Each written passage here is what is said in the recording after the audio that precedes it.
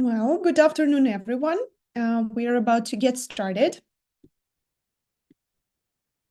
So our today's topic goes under the title, Read Aloud Like a Pro, and the recap of your guest speaking part. So we will focus on the first task in the speaking part today, but we will also remember what the other parts are about. So let me introduce myself first.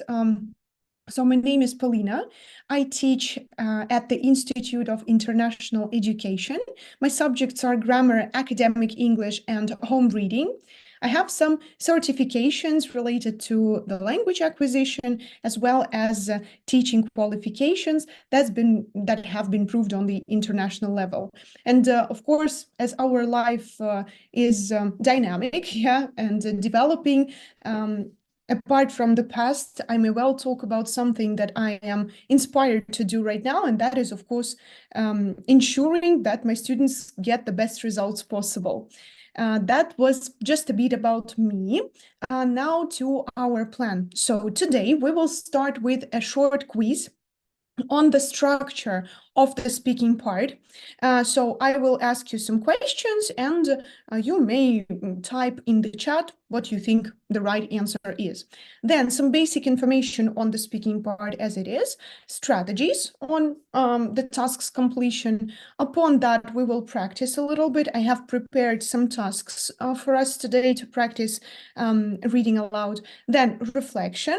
We will analyze how hard the tasks are and just share our opinions. Hopefully you will communicate with me somehow through the chat.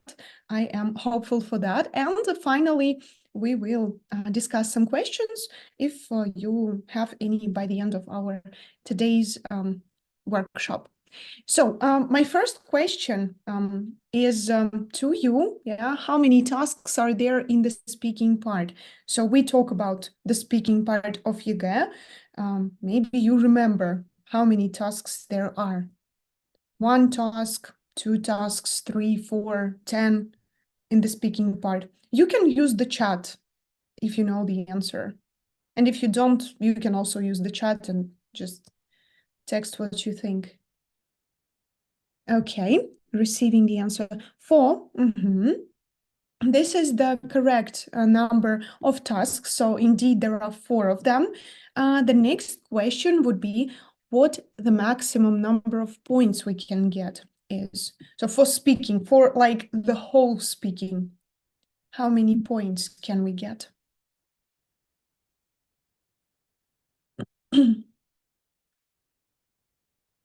Maybe you could recall that. So our exam, overall gives us 100 points, and this is the side that occupies a part of this 100. Yeah, well, perhaps if no one is aware, I will just tell you that here we have 20 points maximum. It's 1/5 of the whole exam. We have 4 other skills tested at the exam. So listening, reading, writing, and there is also like this section that is not exactly the skill, but still, the use of English, as they call it, grammar, vocabulary, and speaking respectively is addressed here. Then, how many texts do we read aloud? So we have 4 tasks, and how many of them are devoted to reading a text aloud?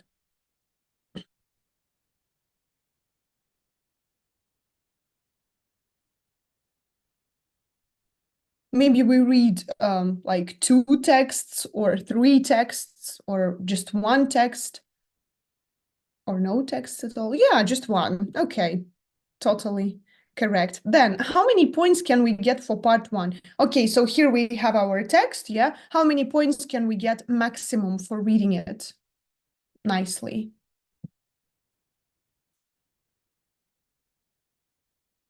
In fact, also 1, just as the task goes, it's considered to be the task. Yeah, indeed, 1 point here as well. Yeah, it gives us this number. Okay, how many points do we get for part 2 then? Part 2, just a quick reminder, is one where we have to ask some questions. We have to ask 4 questions there. So how many points can we get for part 2? We ask 4 questions. Yeah. It's just pretty logical. Yeah, we get 4 points. Okay, then how many points do we get for part 3? Part 3, again, reminding you, there we have to not ask, but give our answers to 5 questions.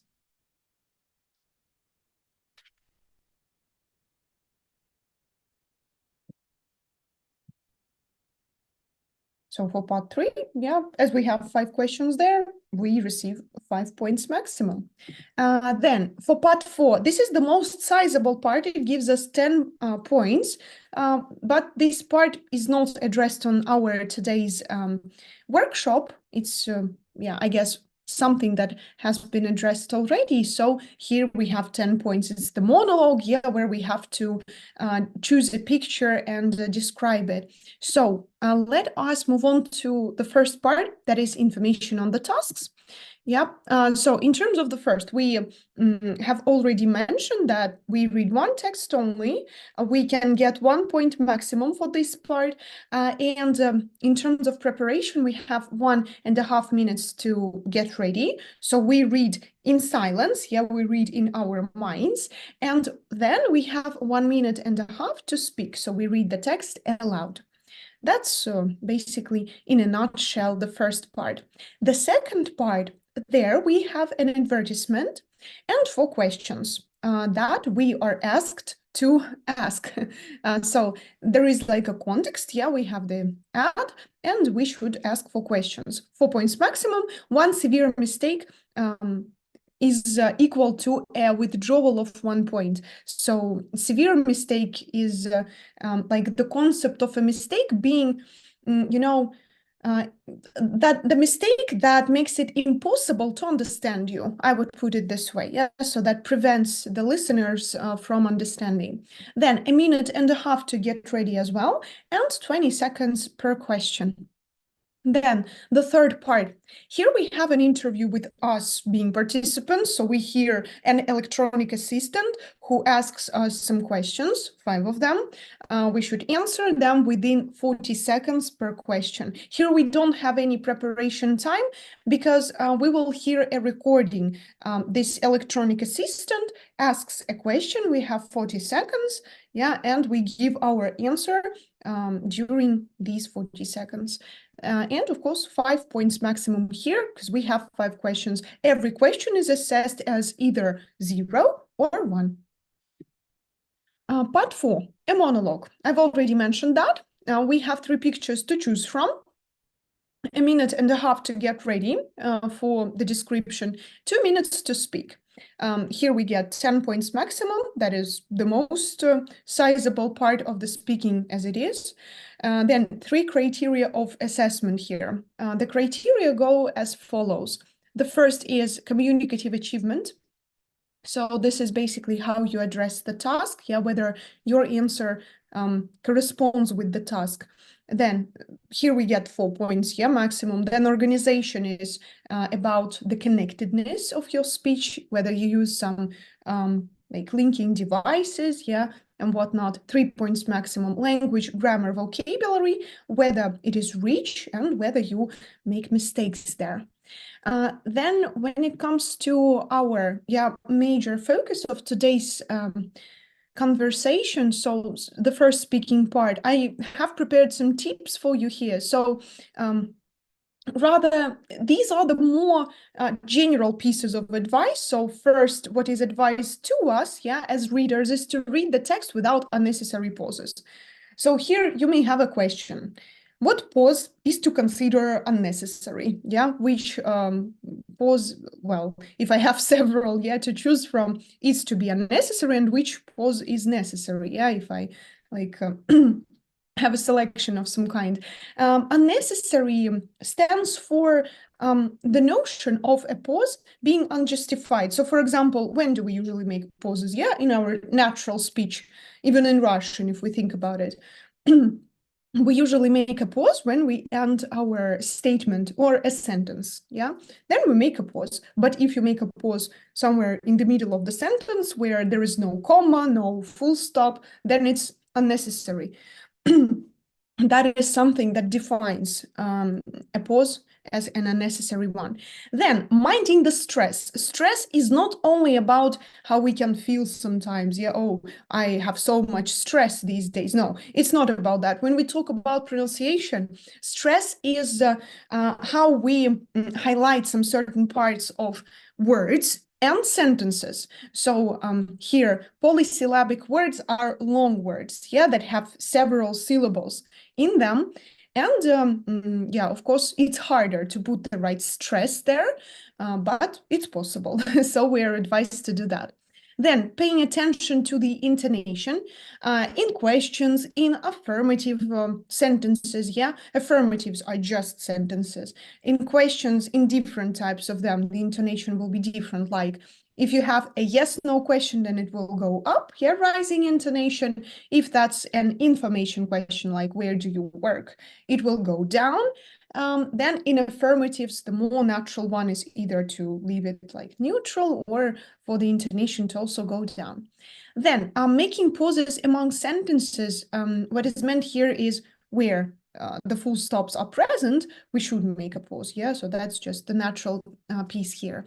Try to be fluent, but don't rush. Some students, upon seeing the time limit, are overly stressed, and that causes the rush, which is absolutely unnecessary here, counterintuitive, I would say. So you will have all the time. The texts are not so huge, even though you may consider that a minute and a half is not so much, it is a lot. It is just enough for even the slow readers to be able to read it quite well, and be sure to read it right in time. Then there are some assessment criteria for this task as well, even though it only gives us 1 point. Criteria are everywhere, so let's check them out.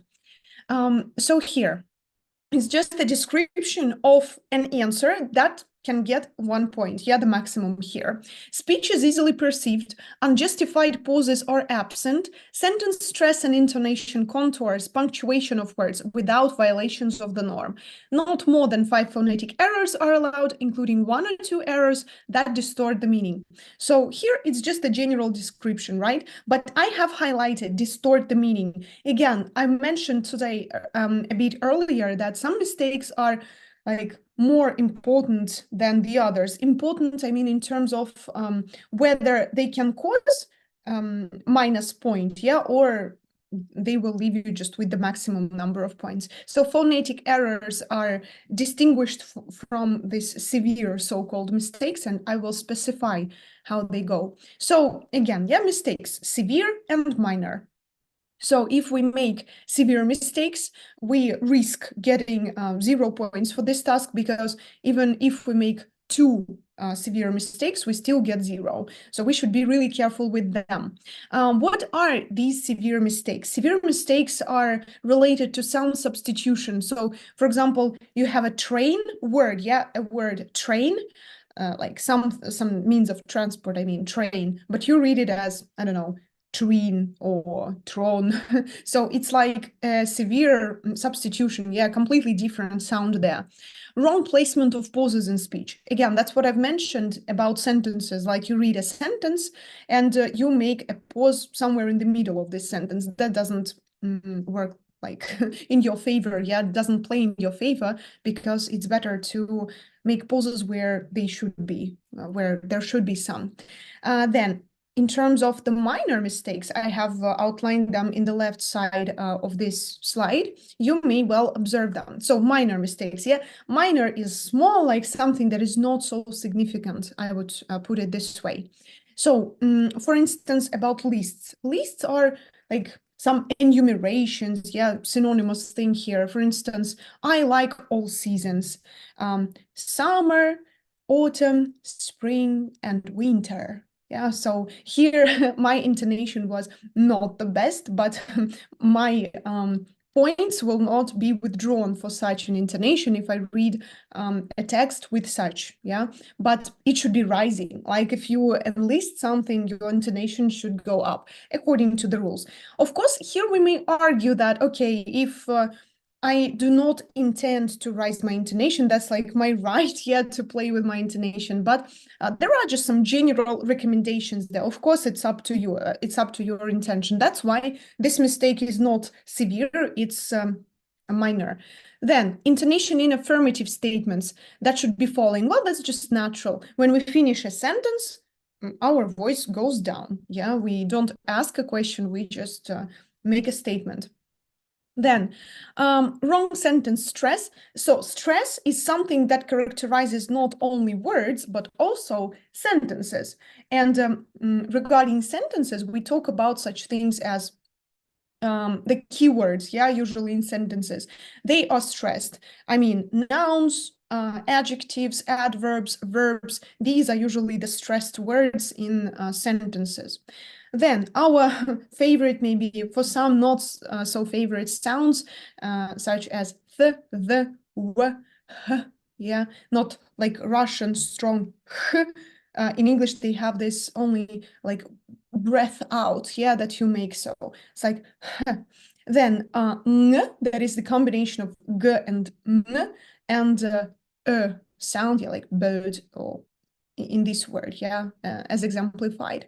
Then the linking R. This is the phenomenon that most of learners, I don't think, follow, but some of us do. So in a natural utterance, yeah, the following statement would sound as I saw a film today. I saw a film. So that is the most natural. We wouldn't hear from a native something like I saw a film today. Yeah, no, they don't speak like that. They speak in a more connected way. So there is this phenomenon of the linking R that occurs. I saw a film today, like that. Okay, so moving on to like some counterintuitive pieces of advice here. So how to get 0 points? We shouldn't follow them. Not managing to read within the limit. I mean, if you don't have enough time to read, you get 0 points. But there is an exception. If, for example, it happens so that you have read the text, but 1 or 2 words, they went out of the time limit, it's possible to get 1 point still. So the commission will decide whether to give you this point or not on the basis of your previous reading. So how well you have read the rest of the text, the decision will be made, yeah, on the basis of that. The second like don't, yeah, like do's and don'ts. This is our second don't here. Skipping a line or a part of it. Sometimes, unfortunately, it happens to all of us, yeah, especially when we feel nervous at the exam. We may well skip a line or like, I don't know, just for some reason, yeah, out of our inattentiveness, we may skip a part of it. It's, of course, something we should try and avoid at all costs. Not to lose our point. And finally, making more than 5 minor mistakes or more than 2 severe ones. As you can see, minor mistakes are minor, but if you make too many of them, then there will be a point withdrawal too.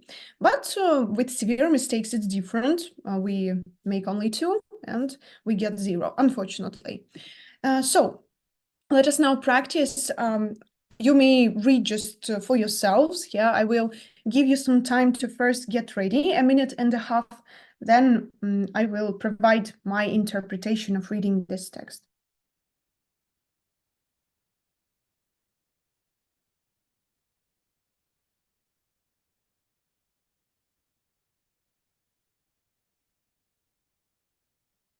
Okay, I have set the timer for a minute 30 seconds just to get ready first.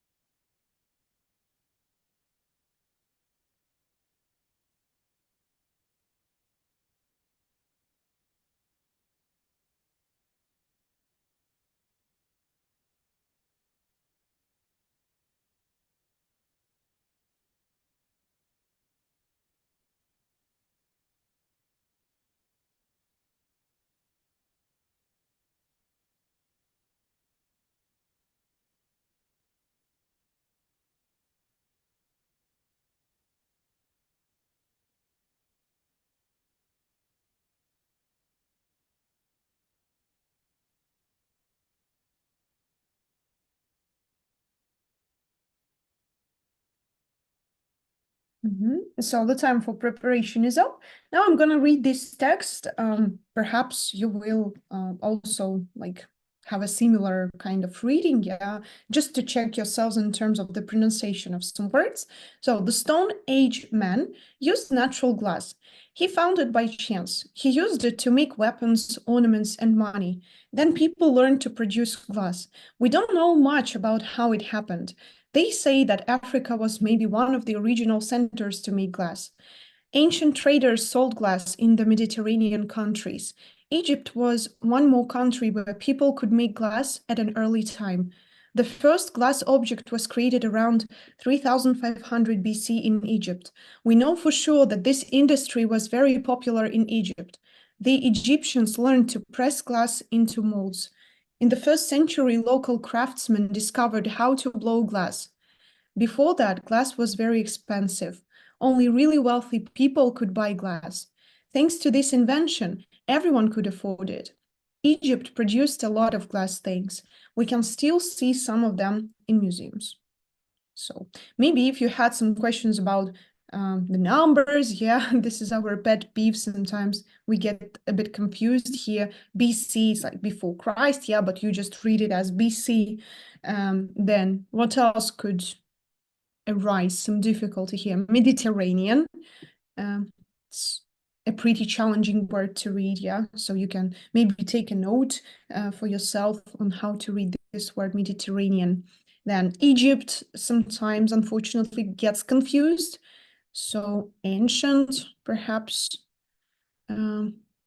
Ornaments, yeah, with the stress here, ornaments. So, yeah, I guess that will be it for the first practical piece. I'm going to read a couple more. Yeah, very hard text as there are a lot of short sentences. Yeah, you have to make pauses very often. That's true. That's true. At the end, I guess you have noticed, yeah, that I was making pauses all the time just because the sentences are short. That's a fair comment. Thank you for that. Yeah. Along some complicated words, yeah, the intonation should be followed quite strictly here. Okay, but at least we have encountered this text before the exam, rather than at the exam, yeah, finding ourselves in shock or, I don't know, in distress. So it's better to be prepared. Then let us practice with another one.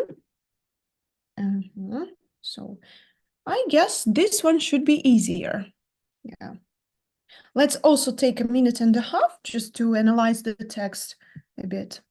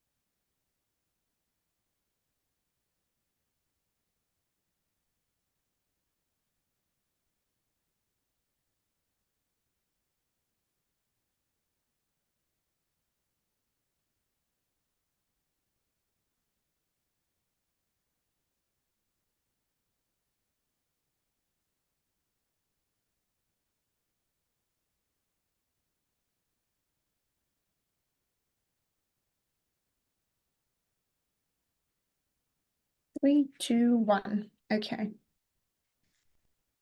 So our prep time is up. Yeah, let's see, much better. Yeah, couldn't agree more.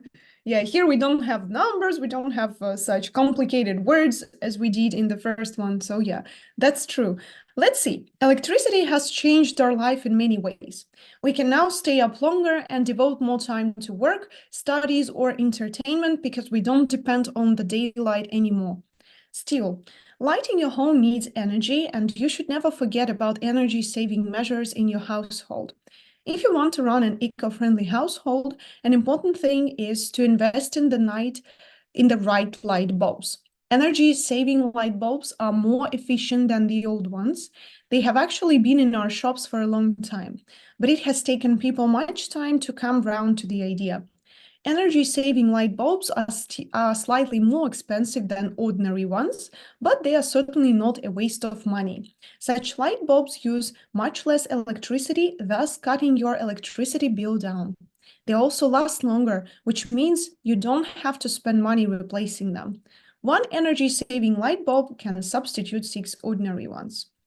By the way, when you make a mistake in your speech, and then you self-correct, it's totally fine. No points are withdrawn, and it's not counted as a mistake if you correct yourself. So, and let's move on to the final text about birds.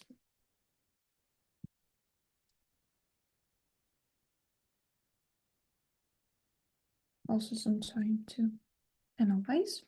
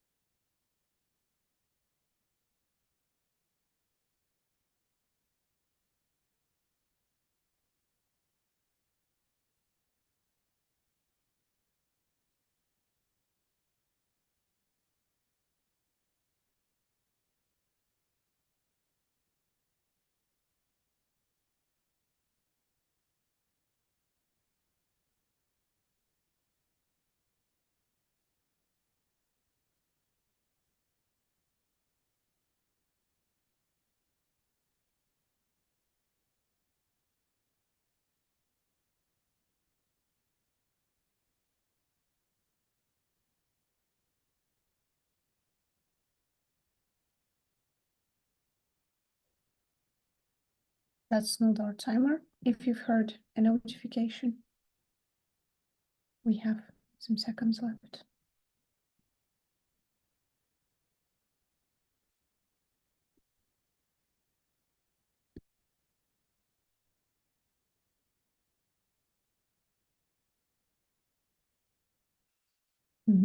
That was it. Sorry if that was loud. So let's start. Birds live everywhere.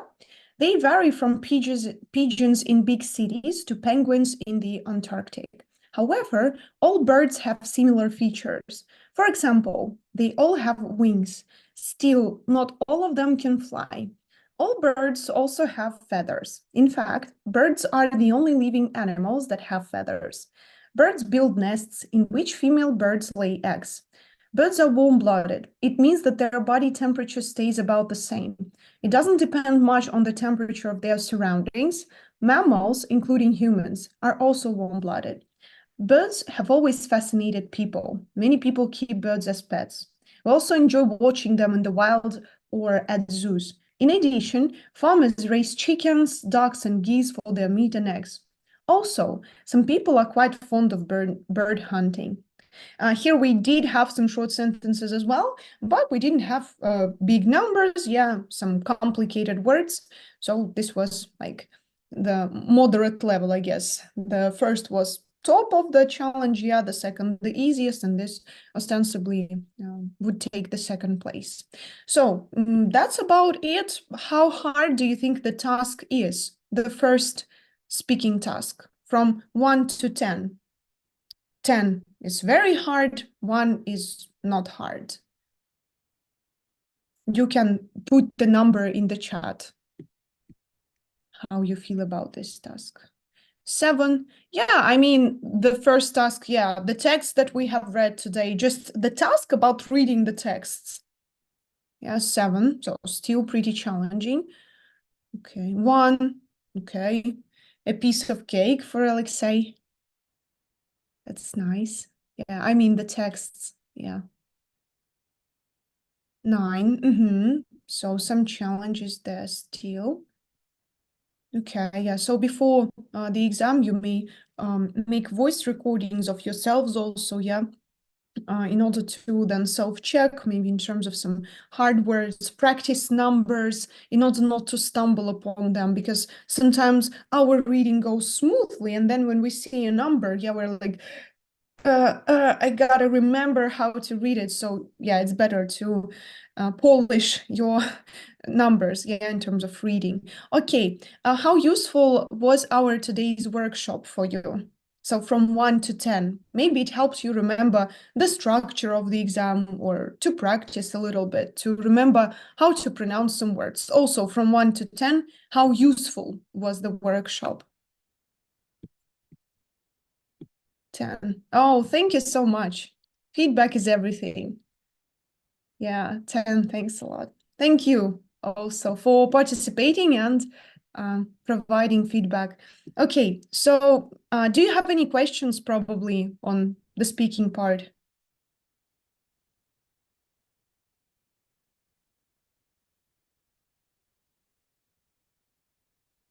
Yeah, I'm gonna wait. Maybe someone is typing.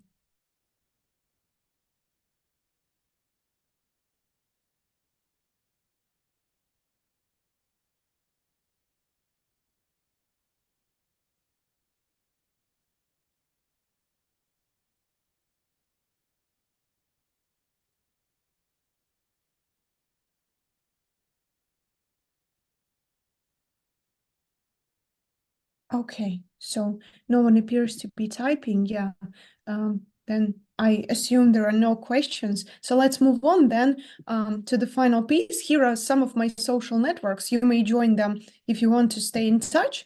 And that would be about it for today. Thank you so much for taking part. And yeah, that's all. Thanks.